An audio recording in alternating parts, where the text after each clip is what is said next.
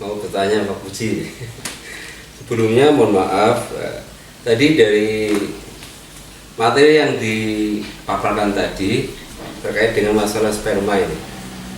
Ini tadi dijelaskan bahwa sperma itu harus dikeluarkan gitu. Kalau lama tidak dikeluarkan ini bahaya, terutama pada orang-orang tua ya, terjadi penyakit prostat. Ini saya waktu pernah kerja di Malaysia ketemu sama bos namanya Bos Lim ini ya. Dia ada cerita bahwa 100 tahun yang silam itu pendekar Cina itu ada. Ini nyata katanya Pak. Jadi dia itu kan lagi fokus di belajar ini bela diri, kemudian dia meyakini bahwa sperma ini sumber energi.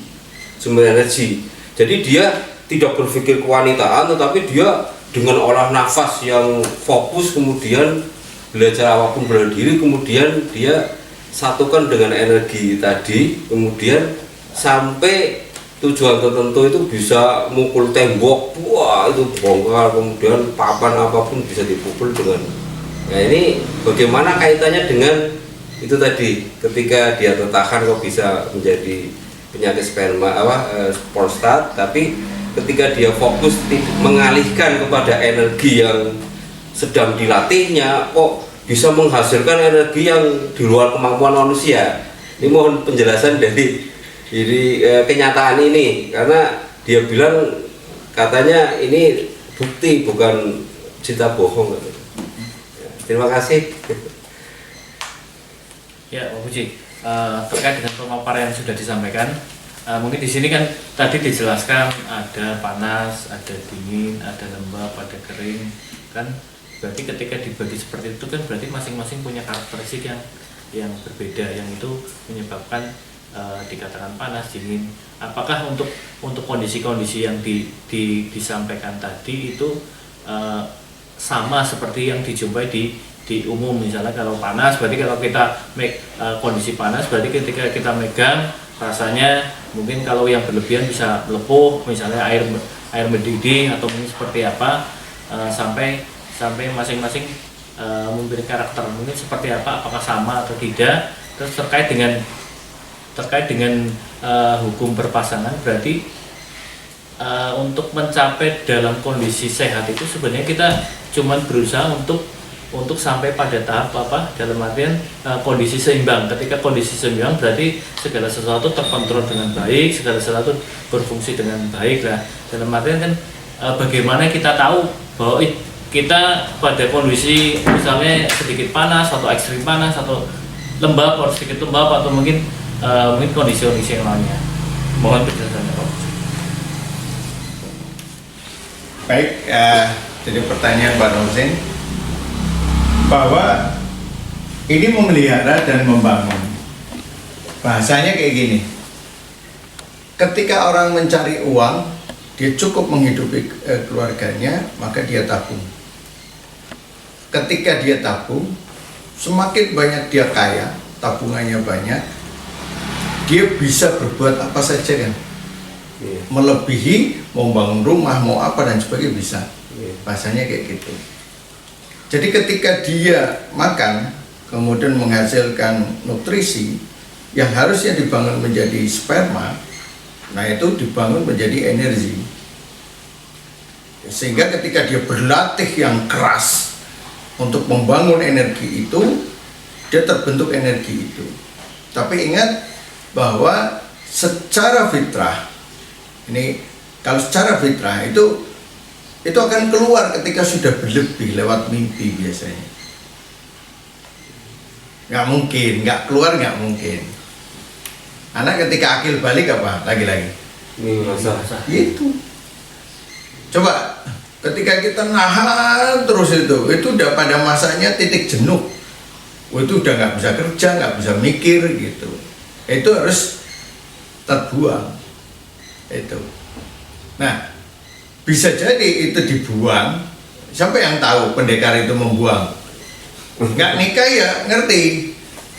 Tapi siapa yang tahu itu dia mimpi? Nggak ada yang tahu, nggak ada ceritanya. Karena dia juga nggak cerita.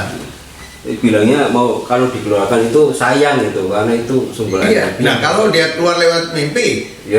nah, karena dia sudah memang fitrahnya kalau penuh dia akan keluar. Itu. Atau dia proses diserap, tapi jarang sekali proses itu bisa terjadi. Biasanya berlebih dan tertumpuk. Nah kalau digunakan untuk energi bisa jadi sperma itu akan kurang kalau dia energinya kurang. Dalam arti kata kayak gini, kalau untuk fisiknya saja secara yang normalnya dia harus penuhi kok kurang, maka sperma itu masih kosong atau sedikit. Paham ya? Ya. Nah kalau dia berlatih kuat berarti kebutuhannya banyak sekali energi, bisa jadi dia pembentukan ke bawah sedikit karena digunakan untuk yang lainnya. Bisa jadi kayak gitu walau alam ya. Itu. Ini gambarannya seperti itu. Jadi kita kembali kepada fitrahnya aja lah. Terus gambarannya kalau sudah jadi pendekar yang hebat, kemudian bisa memukul batu, kemudian kalau masuk neraka gimana? Ada fungsinya enggak? Lah iya kan. Istilahnya kita berlatih kalau digunakan untuk membela agama Allah malah jadi pahala. Tapi kalau kemudian hanya sekedar mengejar itu, tidak kawin, pada Rasulullah juga kawin sunnahnya. Kan ya. Yang tidak boleh itu berlebihan. Jadi pikirannya kawin terus. Nah itu. Jadi itu adalah ketika dia menumpahkan kasih sayang, kemudian membentuk keturunan dan sebagainya. Kalau jadi pendekar hebat kemudian nggak punya keturunan, apa gunanya? Iya kan kayak gitu.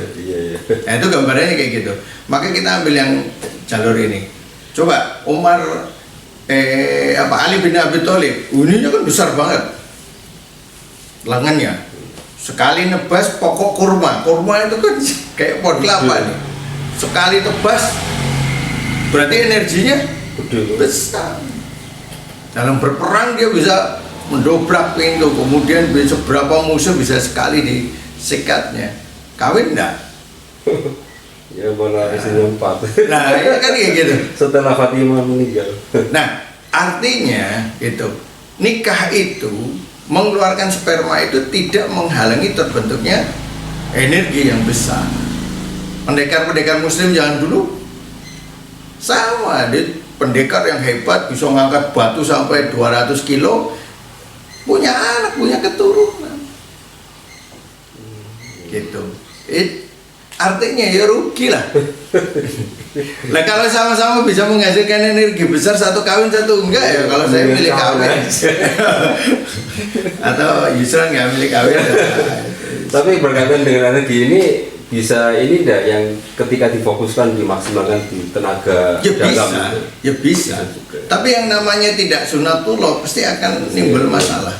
Secara psikis dia timbul masalah, di organ mungkin kelihatan. Makanya orang-orang yang tidak menikah, perempuan tidak menikah jangka panjang ya, itu cenderung lebih awet muda. Karena apa? Nggak dipakai energinya. Itu. Tapi ketika dia menikah, kemudian dia tahu ketika saya hubungan badan kemudian mengeluarkan, saya harus isi kembali, dia juga awet muda. Oh iya. Paham maksudnya?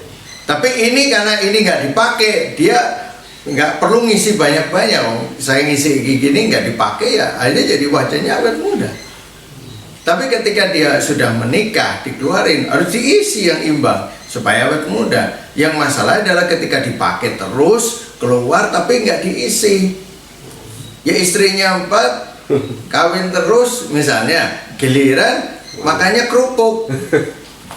Nasi, kecap, kerupuk, wah itu mesti tambah tua, cepet tuanya, dan pinggangnya, boyoknya itu cepet masalah.